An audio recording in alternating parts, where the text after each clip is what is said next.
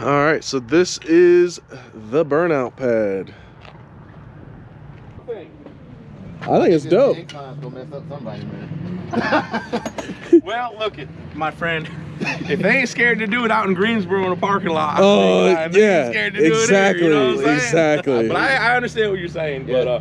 But the good thing is, man, the owner, the manager's like, you know, we can move it around. Let's get this one event in and see what we got. Yeah. We just wanted to present something that was safe. You know what I mean? Just No, an you're alternative. You're right. No, I'm happy. Once I saw this, I was like, yeah, I gotta Dude, do they rocked. this. They hit it out of the park. I pulled up early, you know. Yeah. And I come up with the idea. Me and the manager.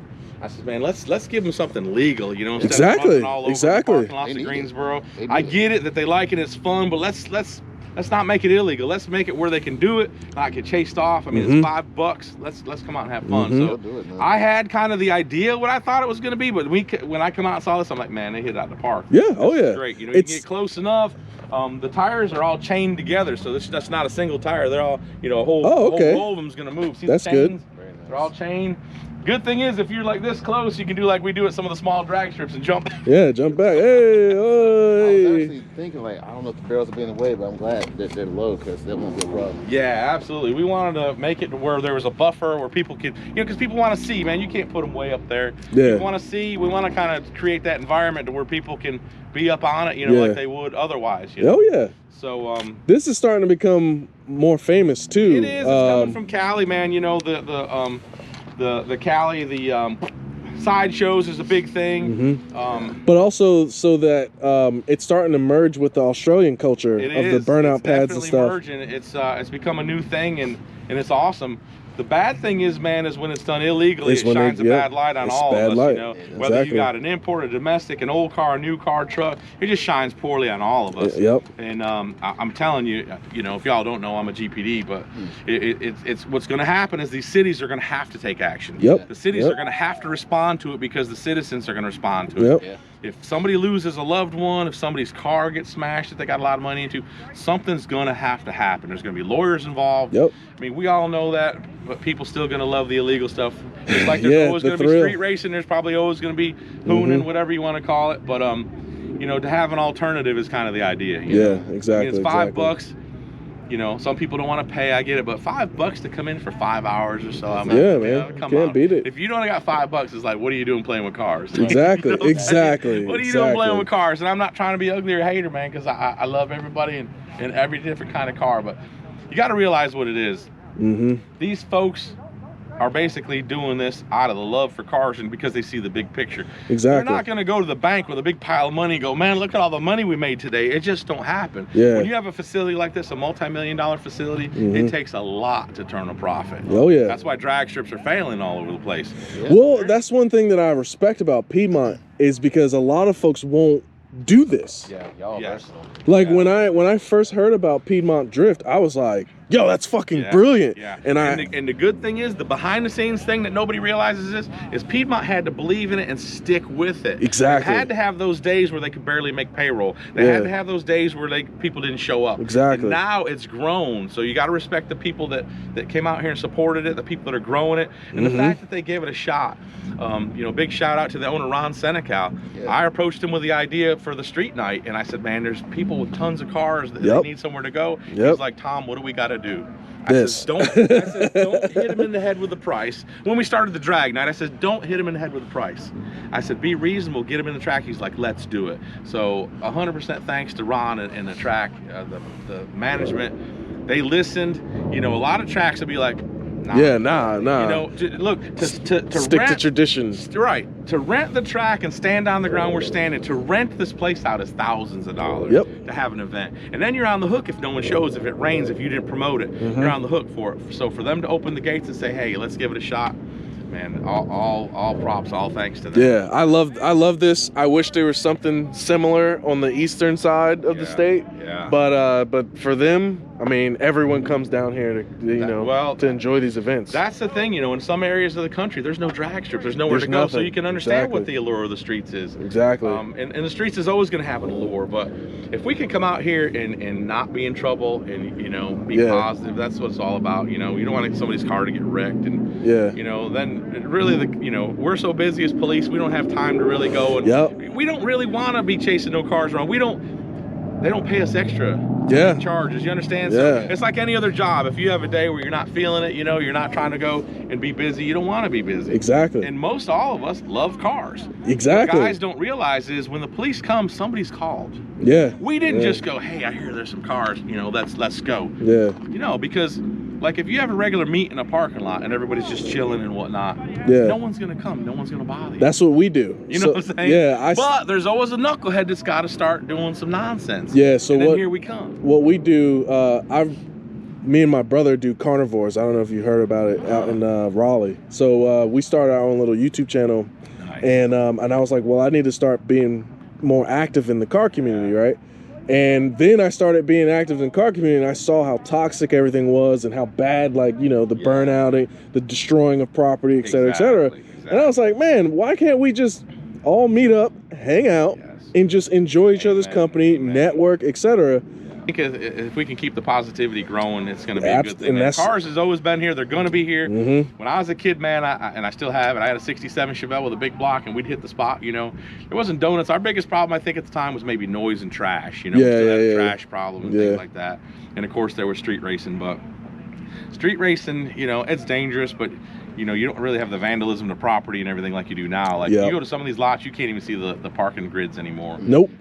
And the property owners, the problem is a lot of property management, the people that actually own the ground. See, you have a big business like these shopping centers, there's a place that owns the ground, and then like your businesses own the inside of the store, basically. They own the sales space. And so these people are disconnected with what's really going on. Exactly. At the spot. So you'll see them be okay for a while, and then when they catch wind of it or see the vandalism, basically the vandalism, they're like, damage, nope, I'm done. Like, nope. And they get up and they put a trespass order, signs go up, and it's enforceable. So the point is just we need to grow the positivity. You know what I mean? That's what we've been trying to do. Lollipops to everybody, but just let the positivity catch on. Funny enough, when we first started, it was hot, so we had Capri Suns. We would have drinks, and everyone was like, "Yo, I just really like the vibe of this," Absolutely. And I was like, y'all, we're coming out here, we're chilling, it's hot. I mean, we're gonna go ahead. It cost me $5-6 to get these 2 boxes of Capri Sun, and perfect. Now everyone's, that's what we've been doing. We just want everybody to be on a positive thing, and that's the beautiful thing about cars, man. Right now with the news, I've said it before because they give me the microphone out here. First, I didn't quite know what to do with it, but I found my own. But the thing is, like I try to tell everybody, with current events and everything, they say that we shouldn't be hanging out with one another because we don't look the same. That we can't hang out. That there's all these issues. There's issues, no doubt, but we can still take care of our space right here. We can still hang out. Cars is always put different communities together, different ethnicities together, and it's always been a positive vibe, man. When I was a kid, a young guy, I came from lily white upstate New York, very few people of color. I went right to Myrtle Beach, man, and hit the drag strip, and there was very few white people on the bike weekends, but I loved bikes. And man, people were just wonderful, the old heads are playing the old R&B and stuff, and cooking out. I'm like, this is awesome, And it's always been that way with the drag racing. The car community's always been that way. So I think we just got to focus on the positivity. And I know there's going to be negativity. We'll let them people, hang themselves. I'm not wishing bad on them, but negativity's it's going to come to an end. Absolutely. It's going to ruin them. They'll ruin their own deal, but hopefully this will grow.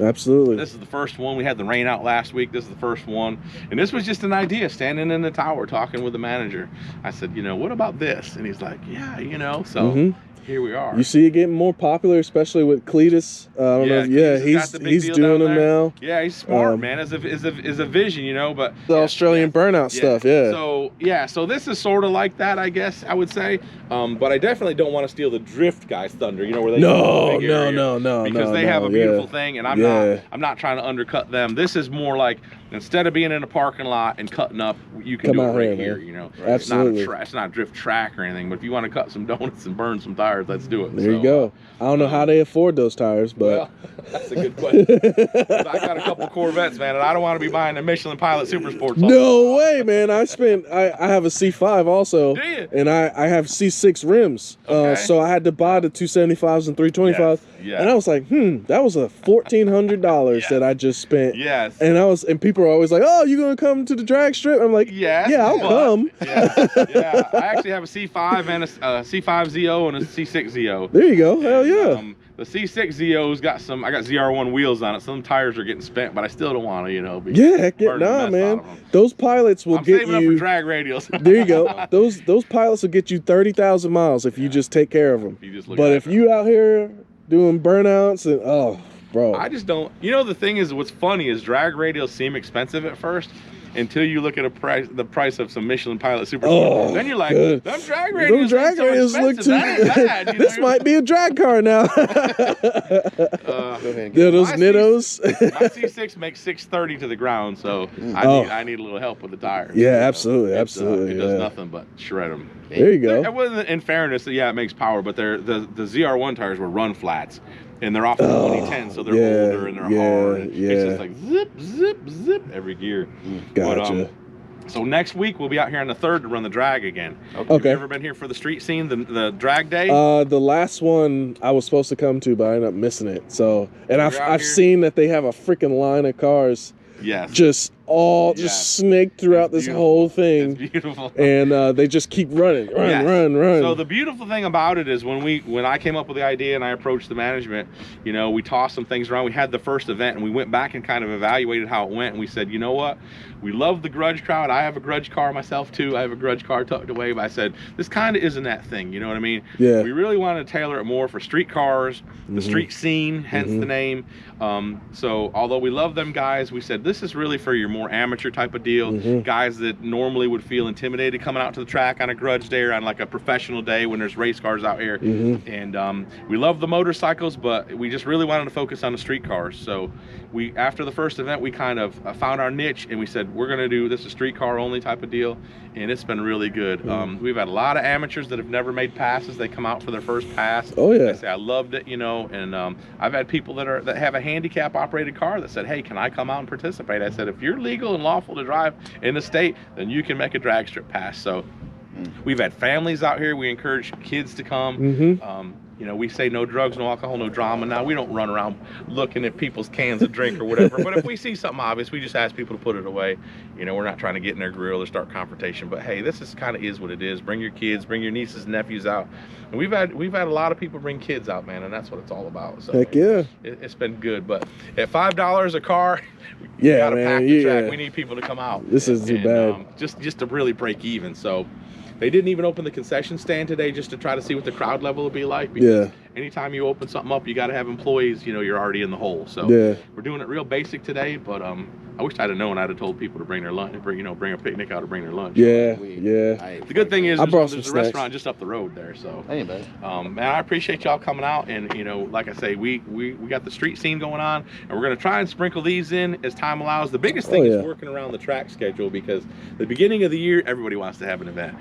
So weekends will be took up. This slide event will probably get shifted more to a weekday. We might do our off Wednesdays or something. Wednesdays just kind of become our day because it doesn't compete with anybody. It's hard to do everything on the weekend, and on the weekend there's a lot of competition for people to come and do things, you know. Like last time we had the drag event, the crowd wasn't what we expected because there was other car shows. Petty had their show. There was a Thorpe Money event was going on, so there's a lot of things that kind of compete for the same customer. Yes, trust me. So we do the same with meats. So this is we did this primarily for the weather. Now, I mean, it's a little chilly, but this is beautiful. This is a beautiful Carolina day. And thankfully the track said, yeah, let's give it a go. But definitely the drag night's going to shift back to a Wednesday night.